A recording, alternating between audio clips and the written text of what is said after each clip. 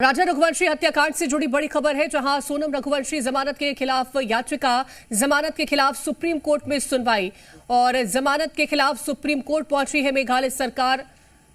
जहां supreme court में इस फैसले को चुनौती दी गई है। सुप्रीम कोर्ट आज इस मामले पर सुनवाई करेगा। तो सोनम को मिली जमानत को लेकर के अब सुप्रीम कोर्ट में सुनवाई होगी, जहां जमानत के फैसले को सुप्रीम कोर्ट में मेघालय की तरफ से, आपको बता दें कि सुप्रीम कोर्ट में मेघालय सरकार की तरफ से चुनौती दी गई थी जमानत के खिलाफ, और आज सुप्रीम कोर्ट इस पूरे मामले को लेकर के सुनवाई भी करेगा।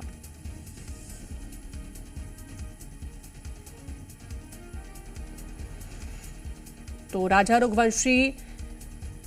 मर्डर केस में आज सुप्रीम कोर्ट में सुनवाई होनी है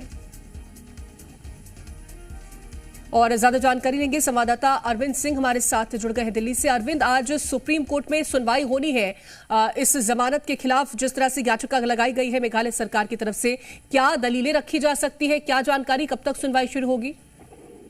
देखिए, आज सुनवाई के क्रम में मामला 36वें नंबर पर लगा है, लिहाजा कोई निश्चित वक्त तो नहीं है कि कब सुनवाई होगी, लेकिन ये माना जा सकता है कि तकरीबन 12 बजे के आसपास ये मामला रीच कर सकता है। हालांकि इस बात पर भी निर्भर करेगा कि सुनवाई के क्रम में जो 35 केस इससे पहले लगे हैं उन पर कोर्ट कितनी तेजी से सुनवाई कर उनका निपटारा करता है। आज इस मामले में मेघालय सरकार की ओर से दलीलें रखी जाएगी। मेघालय सरकार ने जो हाईकोर्ट का आदेश है उसको चुनौती दी है। हाईकोर्ट ने निचली अदालत के उस आदेश को बरकरार रखा था जिसमें सोनम रघुवंशी को जमानत दी गई थी, और मेघालय सरकार का ये कहना है कि हाईकोर्ट ने कुछ तकनीकी जो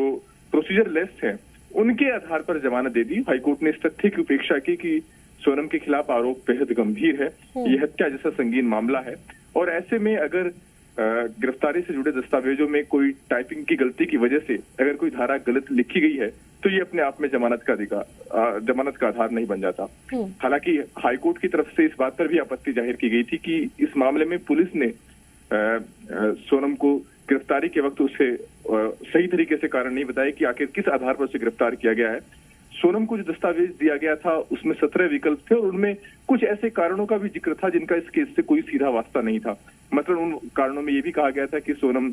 जो है वो सेना की भगोड़ी है, सोनम ने देश के बाहर अपराध किया है। तो ऐसे में हाईकोर्ट की आपत्ति इस बात को लेकर के थी कि ऐसा लगता है कि पुलिस अधिकारियों ने सोच विचार करके दस्तावेज तैयार नहीं किया और पुलिस अधिकारियों की लापरवाही साफ नजर आती है, और ऐसे में सोनम के उस अधिकार का उल्लंघन हुआ है जिसके तहत किसी भी आरोपी को गिरफ्तारी के वक्त उसे गिरफ्तारी के सही कारण बताना जरूरी है।